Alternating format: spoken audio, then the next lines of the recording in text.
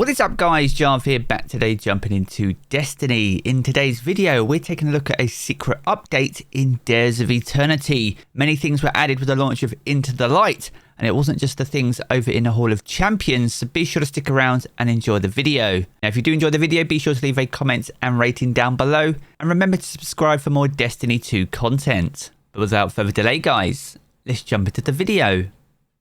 Now, as we know, Dares of Eternity was added many moons ago, and much like Into the Light, it was designed to help bridge the gap between the final season and also the launch of the next major expansion. Now, with the launch of Into the Light, we have seen some updates to Dares of Eternity, and specifically the exclusive weapons that were available as part of the 30th anniversary pack. There are 6 craftable weapons you can earn in Dares. Now you can earn these by opening treasure chests over in the treasure hoard, but you will need treasure keys to do that.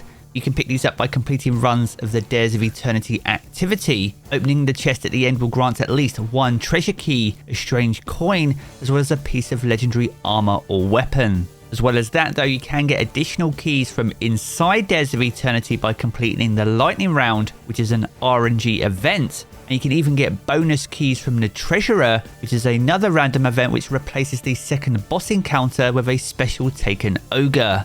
Now you can also pick up keys from the Star Horse over in the treasure hoard for 10 strange coins. For 7 strange coins though, you can even purchase a Paraversal Haul. This is a mini loot box, and this can include treasure keys, strange coins, as well as other legendary items and even exotics. There are many sources to treasure keys, but ultimately opening the treasure chest is an RNG drop. Now drops come in the form of the Pardon Our Dust, the Wastelander M5, the BXR Battler, Retraced Path, the Half-Truths, as well as the Other Half. And with the launch of Into the Light, Bungie have added 2 new traits to each column for each and every weapon. And if you have these weapons already crafted, these will be added to the available perks if you reshape them over at the Endglaive.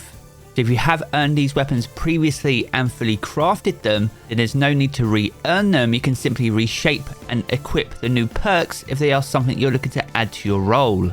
Now first of all, we're going to take a look at the Pardon Our Dust, which is the grenade launcher exclusive to Dares of Eternity. Since the launch of Into the Light, Bungie have added Pulse Monitor, which automatically reloads the magazine and improves weapon handling when wounded and even when the weapon is stowed.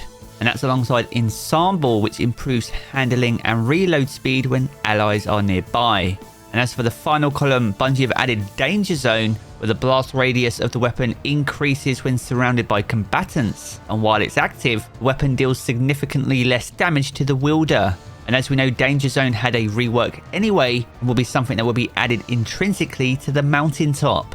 And as for the final perk, they've added Wellspring, where kills with the weapon generate ability energy, and that energy is divided between your uncharged abilities. Now next up we have the Wastelander M5 shotgun. Now much like the Pardon Our Dust, they've added Ensemble to improve handling and reload speed when allies are nearby. They've also added Dual Loader in the first column, which reloads an additional shot each and every time you reload. And as for the final column, Harmony has been added, where final blows with other weapons improves this weapon's damage and performance for a short time, alongside Adagio, where after defeating a target, this weapon fires, charges or draws more slowly and deals increased damage for a brief time. So if those are some perks you're looking to add to your Wastelander, then those are things you can reshape or craft over in the Endglaive. Now next up we have the BXR 55 Battler, a personal favourite of mine. As of the launch of Into the Light, autoloading holster is now available. This is where the weapon is holstered, it will automatically reload after a short time. That's alongside Snapshot Sights, where you have a faster time to aim down sights. And in the final column, Adrenaline Junkie has been added. This is where the weapon gains increased damage and handling from final blows with grenades or this weapon itself, alongside Rangefinder, which is where aiming the weapon increases its effective range and zoom magnification. And on a weapon like Battler, which has a great zoom and pretty good range for a pulse rifle, could make for some interesting combinations in the Crucible.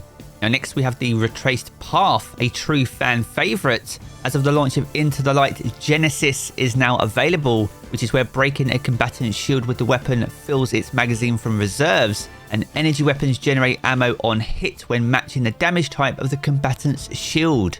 And that's followed by Shoot to Loot, where shooting an orb of power picks it up, and shooting an ammo brick picks it up and automatically reloads all your equipped weapons from reserves. And as for the final column, you'll now find Disruption Break, where breaking an enemy shield with the weapon makes them more vulnerable to kinetic damage for a brief time. And that's followed by Harmony, which is where final blows with other weapons improve this weapon's damage and performance for a short time. Now, some of these perks were available on this weapon previously and were true fan favourites. So if they are now things you're looking to re-add to your retraced path, then now is the opportunity to either craft or reshape them. Now, next we have the Half-Truth's Sword.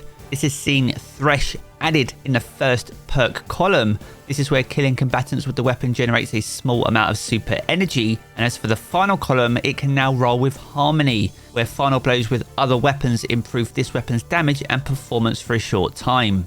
And finally, we have the Other Half, which is one of the most desirable swords in the game. This can now roll with Energy Transfer, where guarding while receiving damage generates class ability energy.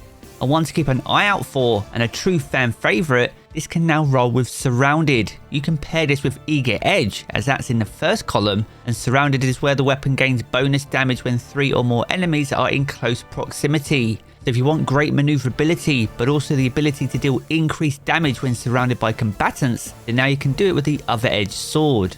Now, as we touched upon earlier in the video, all these weapons are craftable. So if they are already crafted and in your vaults, and those are some perks you're looking to add to those weapons, then you simply need to visit the Enclave to reshape them, and you'll be free to add them as long as you have your weapon at the appropriate level. And whilst it's great to see updates to the 30th anniversary weapons, as we know, the Scatterhorn armor set has been in rotation since forever, and with the 4 sets of seasonal weapons and armor available on rotation, it would be great to see further additions or changes to these, especially as we enter the final shape. Now, Bungie have stated that upon the launch of the final shape, they are expecting updates to Xur and specifically Strange Coins. Now, it's not yet known whether this applies just to Xur on Fridays when he appears randomly, or whether this will have a wider effect to Xur and even apply to him over in eternity. Naturally, Strange Coins are Xur's main currency. They always have been all the way back into Destiny 1.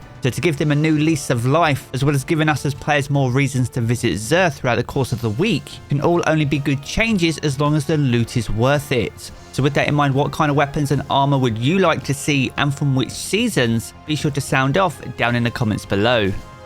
So there we have it, guys, a good look at the updates to Dares of Eternity in the Into the Light update. If you've enjoyed this video, be sure to check out one of the 2 videos you see here in these cards for more Destiny 2 content. And if you want to keep up to date with everything to do with Destiny 2, then be sure to hit subscribe as well. I'm going to jump into the game as always, guys, and I will catch you all again very soon.